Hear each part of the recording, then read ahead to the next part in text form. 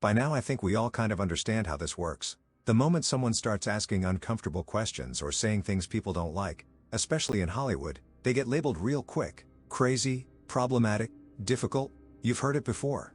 And one person who's been on the receiving end of that for years is Mel Gibson. Now, whether you agree with everything he says or not, one thing is clear: he doesn't hold back. And that alone tends to rub people the wrong way. Here are 3 moments Mel Gibson didn't hold back. Let's start with this first one. Take a look. California has a lot of problems that sort of baffle the mind as far as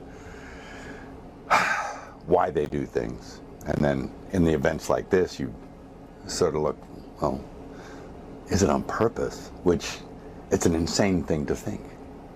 But one begins to ponder whether or not there is a purpose in mind. What could it be, you know? I don't know. Do they want the state empty? I don't know. I can make all kinds of horrible theories up in my head, conspiracy theories and everything else, but it just seemed a little convenient that there was no water, and and that the wind conditions were right, and that there are people ready and willing and able to start fires. And are they commissioned to do so, or are they just acting on their own volition? I don't know. But they seem pretty well equipped, some of these people that they're catching. I wonder why he got backlash for this one. I mean, he didn't even say, "This is exactly what happened." He was just questioning things.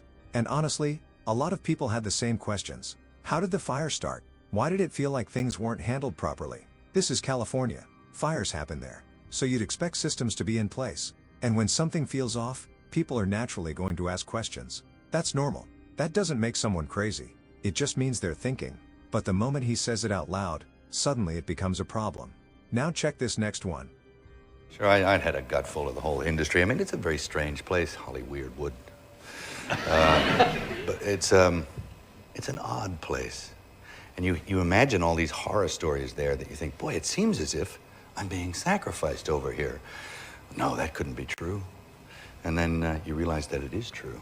And you have to, I just left for a while and took a couple of years off, bought a place down in Australia and started digging holes and putting up fences and birthing cattle and all this kind of stuff. And it was fun, you know, it was fun. It was great, and it was a good breather, you know. Yeah. Yeah, I mean, that right there says a lot without even saying too much. And if we're being real, this isn't even news now. We've seen enough with our own naked eyes. I've shared clips of moments that just make you stop and think, okay, what's really going on behind the scenes?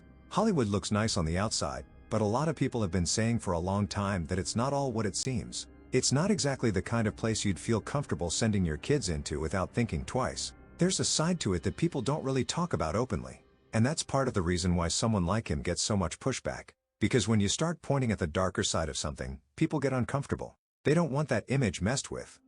I mean, we got a pope that brought a South American idol into the church to worship.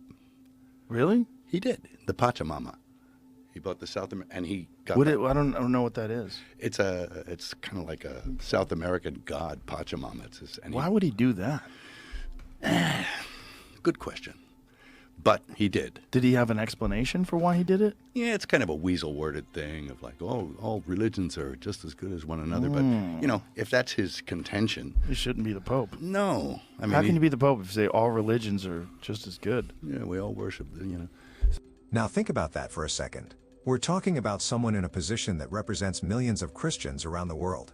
So naturally, people expect that role to stand firm on certain beliefs. And when actions don't seem to match what people believe should be taught, of course it's going to raise questions.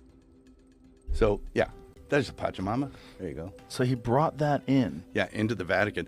Then the hierarchy even worshipped. They had a ceremony around it outside. What? So, well, that constitutes apostasy. Yeah. That's an apostasy move, all right? Worshipping false gods. Yeah. That's number one on the Mosaic hit list. You know? Moses goes up on the mountain, he comes back down, people are worshiping a golden calf. Yeah. You know, it's that. Yeah. So you can't do that. This is bigger than just one person. This is why people say you have to be careful. Not everyone who stands in a position of authority, whether it's in entertainment, leadership, or even in the church, is always what they appear to be. That's just the reality of the world we're living in. And I'm not saying reject people. That's not the point. But you do have to pay attention. You have to look at actions, not just words. Because at the end of the day, actions will always show you what's really going on. And this is exactly why someone like Mel Gibson keeps getting the kind of reaction he does. Because he speaks on things that a lot of people would rather avoid. And that's never going to sit well with everyone.